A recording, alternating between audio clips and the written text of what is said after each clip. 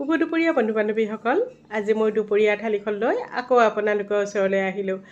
আজি দুপৰীয়া থালিত আছিল এইফালে মচুৰ দাইল, লগত আছে চিকেন। এই গৰমত খাব নালাগে, কিন্তু উপায় নাই, ল'ৰা ছোৱালীবোৰে খাওঁ খাওঁ কৰিলেতো খাবতো লাগিবই নহয় জানো।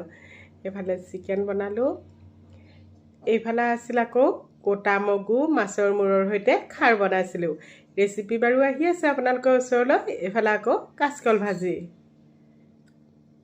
লগত এখন চালাড, যিখন মোৰ সদায় থাকে। আজি বুট আৰু বিলাহীৰ চালাড লৈছিলোঁ।